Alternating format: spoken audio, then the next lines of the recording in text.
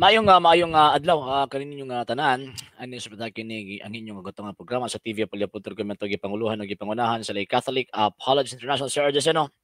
Ubanin ko ninyo sa kadali lang nga panahon aron panagisgot sa mga butang nga may kalamigitan sa atong pagtuong Katolika.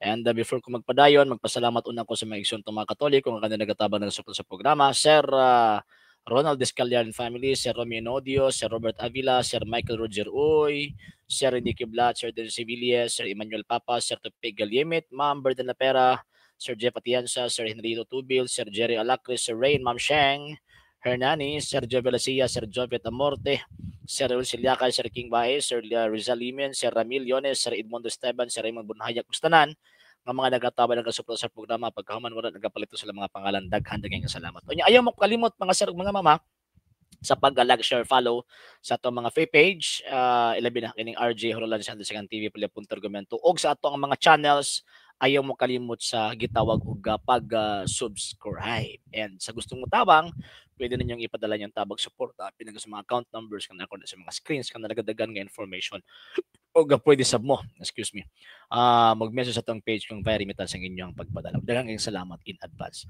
Okay, na ako'y tagaan nga reaksyon, kining tawag kining nga video. Kay katawa ko, actually magdugay na ni nga video niya. Karon na ako na samtang nag-scroll ko sa kining kuan, kining Facebook. So ni-appear na sa kuan ning tawag ining video. Niya pagkahuman giingnan pa ko nga CFD ko. Actually dili ko member sa CFD. Nahimo kong member sa CFD from 1997 until 2006 hangtod nga nabuak ang mga Defensor Katoliko sa Davao niadtong 2006 officially ha. And yun na ako sa Lay Catholic Apologist. Correction lang ha. Basig unya og tawag ining maabot si muna huna ba. Dili ko member sa sa CFD kundi na ako sa Lay Catholic Apologist International. Okay, at ato sang tan-aw niyang video then maghatag una tag reaction after sa iyahang video ato ning hatagan og reaction ning iyahang argumento. Okay, tanaw sa nato. Nay, si Ifde ba kung nakita ba? Atong lantaw ni iyahang video kung insakto ba yun ni iyahang pagpadayag?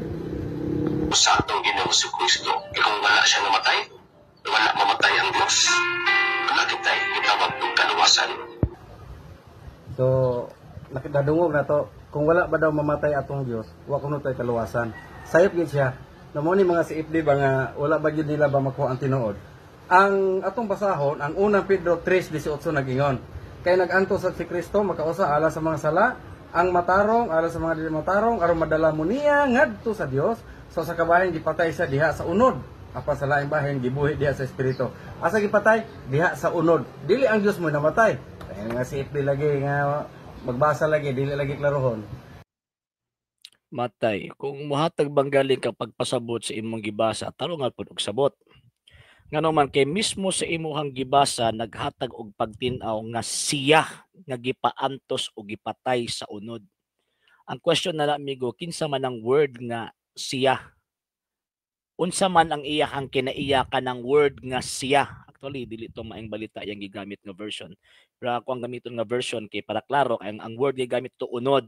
Sa mga balita man god is klaro magod ang gisulti nga tawo. So pag unod refer to sa iyang gitag pagkatao.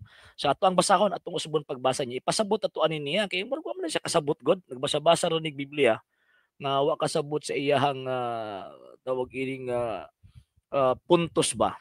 Wa siya kasabot sa iyang kanang mismo sa iyang kagalingon wa siya kasabot. Okay, sige basahon na to. 3:18, 1 Pedro 3:18. Kay si Kristo mismo namatay sa makausa lamang tungod sa atong mga sala, ang matarong alang sa mga dili matarong, aron pagdala kanato ngadto sa Dios, gipatay siya ingon nga tao apan gibanhaw ingon nga espiritu. So, nag-focus lang sa dito sa unod sa iyang version o sa kini nga sa aming balita, nag-focus lang sa dito sa ingon nga tawo. Wa niya gitan-aw nga ang gipatay siya. 'Di ba? Ang personal pronoun na he sa gitawag og in English. So kanang giingon nga pagkatao dili man na being, nature man na. Buti pasabot kana nga nature gihuptan na sa personal pronoun nga he. Ang nagpossess ana ang personal pronoun nga he that refers to Christ. So ang gipatay dili ang pagkatao kundi ang gipatay ang siya nga mao si Kristo pinaagi sa iyang pagkatao. So ang question din na karon, unsay kinaiya niining gipatay nga siya, gipatay nga Kristo, nga gipatay diha sa tawhanong kahimtang. Unsay iyang kinaiya? O basahon nato sa pangunahon na gihapon ni San Pedro. 1 Pedro kapitulo 2 Pedro rather, kapitulo 2, kapitulo 1, bersikulo 1. Sige ngon din gikan ni Simon Pedro sulugoon og apostol ni Jesu-Kristo alang kanila nga pinaagi sa kamatarong sa atong Dios og manluluwas nga si Jesu-Kristo or Ginoong Jesu-Kristo. So buti pasabot kadtong siya nga gipatay diha sa tawhanon o sa diha sa gitong pagkatao tinuod ni nga Dios. Unsa naman taon? Unsa naman taon? Oh, dili pagkatao mo ay gipatay. Di man mo na mapatay ang pagkatao. Ganun man ang pagkatao nature na. Mura pag iring ba? Patyon din mo pagka-animal si iring, dili. Di man mo mapatay itong pagka-animal. Ang mapatay nimo ang iring. So ingon ana ba? Wala nga magpamaumao, ug tawag ining sabot-sabot sa mga puntos ilabi nagtudlo sa Iglesia Katolika. Di na sila magkalimao, tanaw og binasahan. Gipatay siya diha sa unod. Nya dito ra sa nag-focus diha sa unod. Wa niya gi-focus katong personal pronoun he katong word nga siya. Sa Bisaya, okay sa man tong siya. Gipatay siya. Wa man giingong gipatay ang tawhanong kahimtang, gipatay siya ang gisulti. So kanang word nga siya kinsa na? Unsay kinaiya ana kanang word nga siya. So tama akong giingon nga ang Dios gipatay. Kinsa man tong Dios nga gipatay? Si Kristo. Nga naman kinahimo mang tao. Kinsa man tong Dios nga namatay? Si Kristo, kinahimo mang tao. Di ba? So sa mga pagigipatay siya, pinaagi sa iyang tawhanong kahimtang o sa iyang tawhanong kinaiya. Gigamit niya ang tawhanong kinaiya aron siya mamatay. Kinsa man siya katong tinuod nga Dios nga nahimong tao. Lisod ba ng sabton? Di lagi magpamaumao. Kay again, dili ta maluwas kung dili Dios ang namatay sa krus. Kung og Dios ang namatay, refer na dito sa second divine person nga nahimong tawo namatay. Okay, nganong namatay man siya kani umang tawo, di ba? Nagpakatao man. So may argumento nimo din na. Man akong mobasa dapat tarungon ni magbasa. E kanyang imong aligasyon nga wala tarong agbasa, ikaw ang wa nagtarong basa. Unya ang problema kay di ka kasabot. Kaklaro ka ng word nga he, siya gipatay siya. Nya dito kani focus sa unod o sa pagkatao. Sunod gani magbasa ganing Biblia ubanan pud og tamang comprehension na busa. Butang comprehension migo. Kay lisod kaya magbasa ta og tawag ining Biblia nya dili butang comprehension mahimot ang katawan lang sa tubangan sa mga tao. Okay, so wala pa nakapag-follow sa itong mga pages, i-follow ninyo ang itong mga pages, RJ Horolan Sandra II TV, Apolya.Punter Gamit page, Kuya Apollo's TV page, and RJ's Vlog 2022.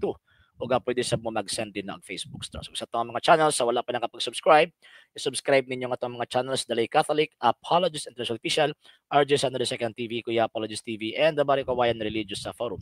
O nga pwede sa mo mag-send din ng super sticker, super chat, super thanks. O sa mga Katoliko, na gustong mutabang sa itong program, pwede din yung ipadala ang inyong tabag suporta pinagos mga account numbers kung nakuha sa mga screens kana nagdagdagan nga information og pwede sab mo mag-message sa atong page kung via remittance ang inyong pagpadala. Daghan kaayong salamat in advance. And sa mag-avail sa fundamental arguments of the Seventh-day Adventist, yan nakini mao ni. So available na siya karon mga sir og mga mama. Pwede lang ko ninyo i-message atong page para sa dugang impormasyon sa maong libro. Gikan na lamang sa tibok ang prayer sa TV Apolya.Punter Gamit ng Panguluhan ng Ipangunahan sa Lay Catholic, Apologist International sa mga kaubanan sa LCA, sa tanang mga Katoliko na nagasubaybay ng katabi ng kasuporta sa programa, kininyong ubos nga lagad o igsoon sa pagtong Katoliko Sir Arjes, temporaryong manamit yung mingon, Ecclesiam Ser Revere at Fidem Catholicam Defendere. May adlaw kayong tanan, Ave Maria, Viva Cristo.